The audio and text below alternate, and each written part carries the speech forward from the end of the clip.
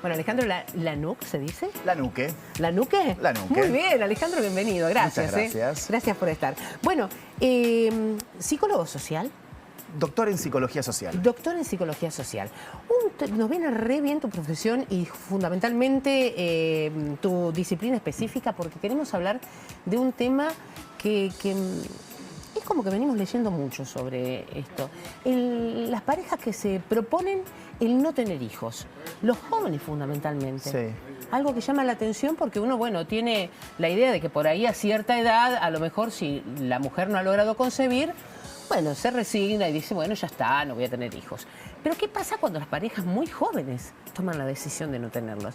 ¿Qué es lo que está pasando? ¿Por qué la gente no quiere procrear, que era el fin primigenio de la concepción familiar antes, no? Sí, vos sabés que hay como una mirada muchas veces estigmatizada respecto a este tema. Sí, es verdad. Muchas veces me preguntan, ¿está bien o está mal esto Tal de cual. hay que procrear o no hay que procrear? ¿Por qué baja o por qué sube la tasa de natalidad? Y muchas veces nosotros desde la psicología social analizamos esto de la mirada estigmatizante. El estigma es esa marca o esa mirada negativa. ¿Por qué no tenés hijos? ¿Por ¿Qué qué te no pasa? tenés ¿Sos hijos? anormal? Exactamente. ¿Viste que la vecina del cuarto piso ya lleva 10 años de casada y no tiene hijos? ¿Tendrá algún problema? Sí. ¿Qué pasa que ese matrimonio no tiene hijos? ¿Qué pasa con ese matrimonio? Entonces, el tema del condicionante social, el tema del condicionante familiar, cuando tu mamá o tu papá te preguntan, ¿qué pasa que no estás ¿Para teniendo cuándo? hijos? ¿Para cuándo? O la gente en el club te pregunta, che, ¿y vos qué onda? ¿Vas a quedar embarazada? ¿Vas a ser mamá? ¿Vas a ser papá? Muchas veces eso condiciona y presiona mucho y genera como una marca, una presión familiar, social, cultural, que condiciona mucho y que muchas veces hace que retrae a la persona o a esta familia joven a la mirada de concebir y agrandar la familia. Casi como una réplica, decir, no, lo voy a tener cuando yo quiera, no cuando vos me ordenes. Genera un efecto rechazo. Claro. Un efecto contraproducente, lo que nosotros llamamos esto de chau pañales. Y cuanto más me preguntás, más me retraigo y más no te voy a dar el gusto. Vos sabés que hay hoy por hoy una mirada de muchos factores o muchas variables por los cuales la tasa de la natalidad ha bajado y sobre todo en Argentina son muchos los factores. A ver. Me llama la atención, viste, en Argentina un país que, Bueno, sobre todo los países latinoamericanos, en donde tenemos una cultura de la familia bastante arraigada. Sí, por ahí en los del europeos, calor. en los estadounidenses, por ahí uno como que dice, bueno, es más normal que no tengan hijos, o en los países donde hay control de natalidad, ¿no?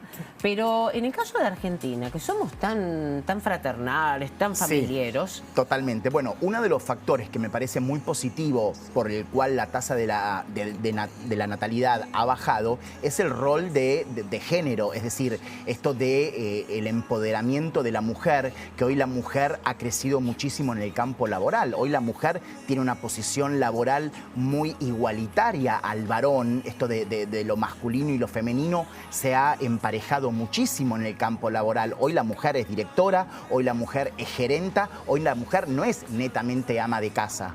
Hoy hay muchos maridos u hombres que ocupan el rol de amos de casa o que hacen home office y la mujer sale a trabajar y la mujer ha crecido muchísimo en la figura de liderazgo empresarial y la mujer posterga la maternidad por ese crecimiento y ese empoderamiento del liderazgo empresarial. Yo tengo una profesión y la ejerzo. Totalmente. No voy a dejarla de lado para ser madre. Postergo el tema de la maternidad. Entonces el tema del crecimiento y esto de emparejar en la figura de liderazgo masculino y femenino es algo por el cual ha mermado el tema de postergar la familia. Y eso me parece bien. A ver, no es que juzgo, pero me parece bien el tema de la diversidad y la paridad de género, ¿no? Sí, esto de del rol oportunidades, ¿no? y Dentro de de la la familia. oportunidad. Eso me parece muy bien. Otra de las cuestiones que ha postergado el agrandar la familia es esto de poder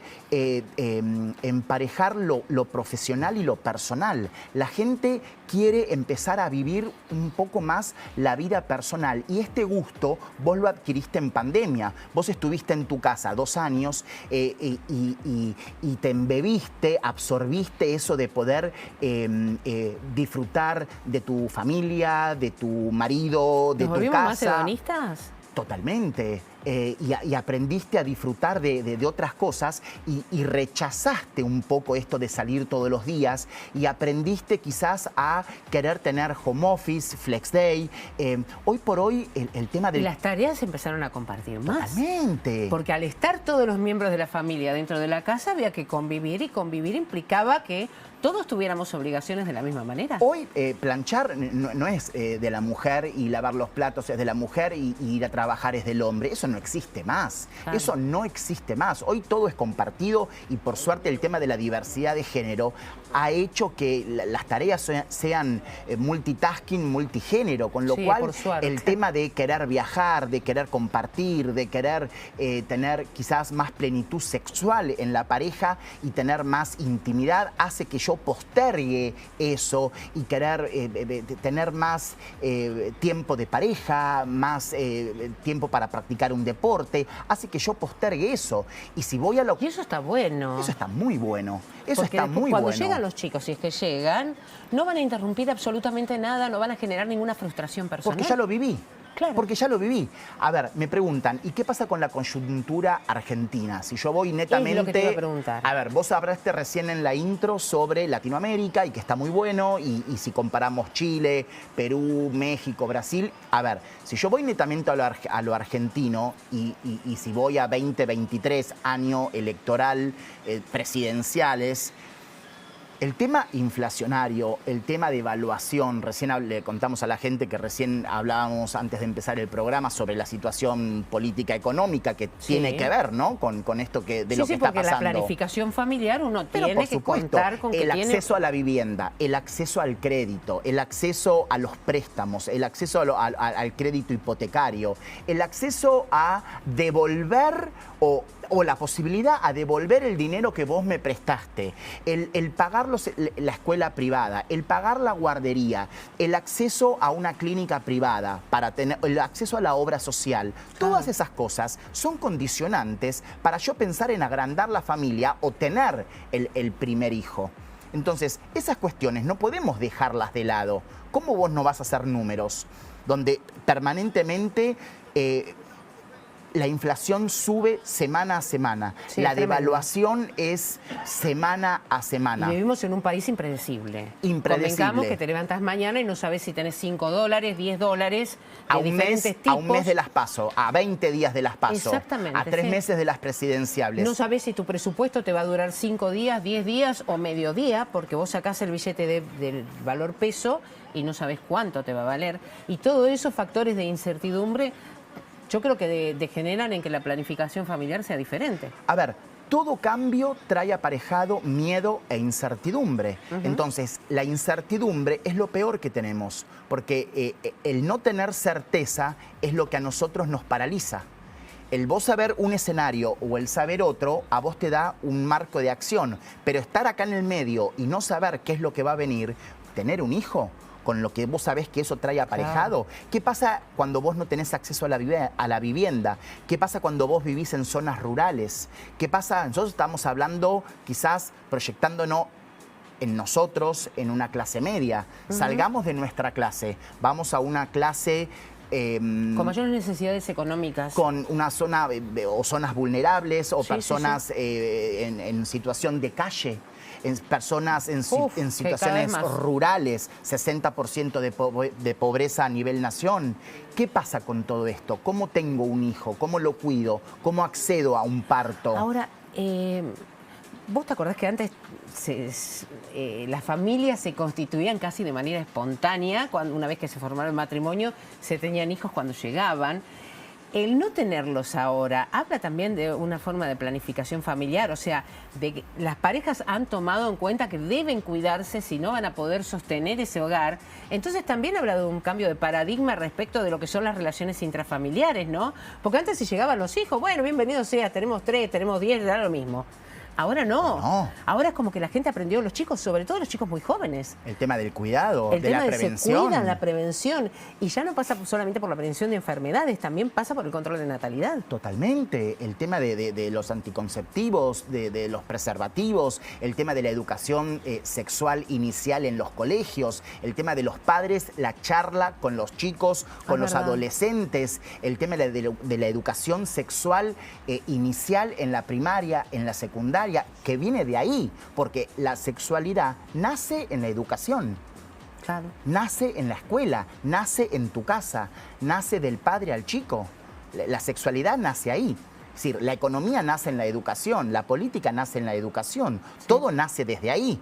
Entonces, si no partimos desde ese núcleo, más allá de que haya hoy una tendencia, yo creo que la tecnología tiene que ver con esto de la natalidad, la pospandemia tiene que ver con la natalidad, lo cultural tiene que ver con la natalidad. Son muchos los factores que tienen que ver con esto. No es un solo aspecto que es netamente lo económico, no puedo pagar una cuota o no puedo pagar la obra social. Hay decisiones tomadas No. inclusive de gente de Lo otros ecológico. sectores. Claro. Todo tiene que ver, lo que pasó con la pandemia tiene que ver, porque a vos te cambió el paradigma, te cambió un montón de cosas, te cambió el vínculo, esto que vos decís, intrafamiliar, te cambió tu relación con tu jefe, tu relación con el trabajo. En Estados Unidos fue el país del mundo que más tasa de renuncia hubo a nivel mundial. La gente decidía renunciar a su trabajo porque no quería volver. No quería volver. 2021, fin de 2021, la gente renunciaba porque no estaba dispuesto a volver al trabajo si no le daban home office. Claro. Entonces, eso es un paradigma total. ¿Y eso te pensás que no tiene que ver con la forma de reproducción? Claro que sí. Sí, pero, sí, sí. Y me quedo sin trabajo. Si me quedo sin trabajo, ¿voy a tener un hijo? Evidentemente no. Entonces, son muchos los aspectos. Y ahora, ¿y lo psicológico cómo me influye esto? ¿Y la mirada social cómo me influye?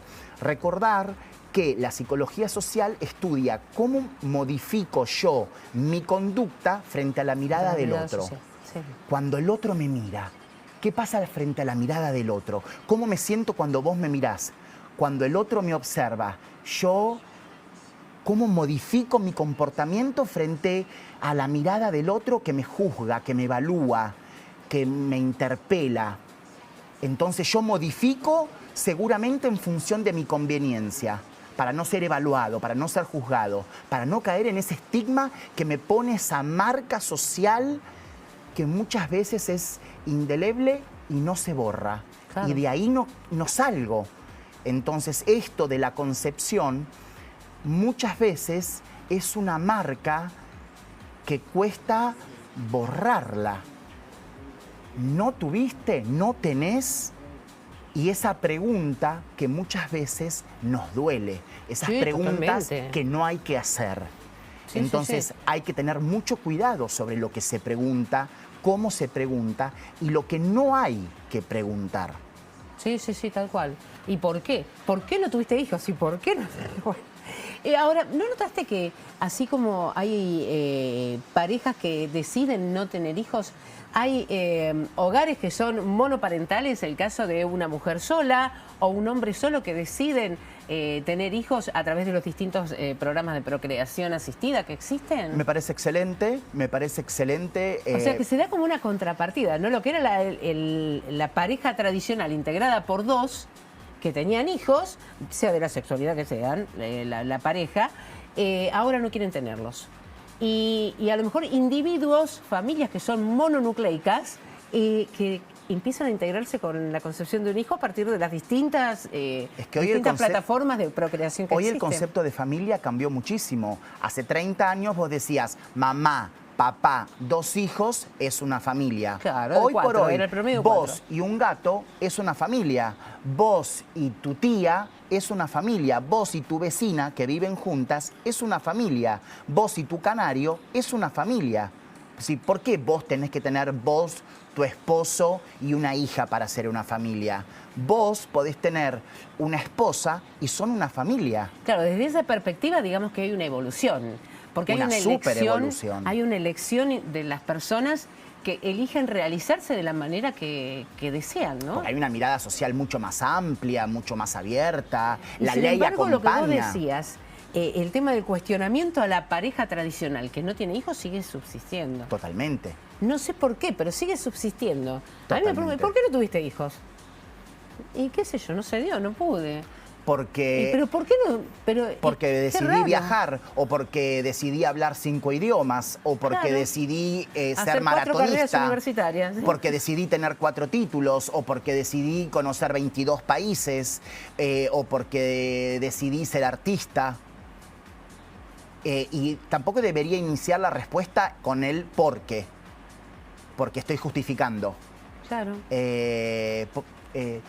Me gusta hablar 5 idiomas, es decir, el por qué es porque estoy justificando. Sí, tal Entonces, cual. Es que lo ¿ves? asumís como una cuestión Vos casi...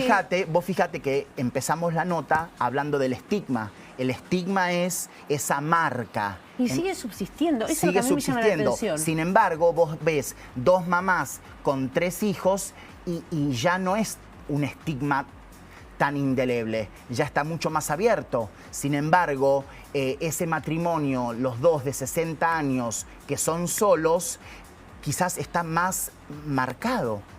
Entonces, y la pregunta duele, son esas preguntas que marcan, esas preguntas que no Sí, querés totalmente. escuchar, son esas Sí, preguntas que uno hace la vista gorda y esas preguntas que duelen, porque hay preguntas que duelen. Claro, porque la pregunta es el por qué. Nadie te afirma, Siempre es te por qué. dice... Claro, El nadie por qué. te dice, no tuviste O son esas hijos. miradas que juzgan, esas miradas inquisidoras, esas miradas que no perdonan.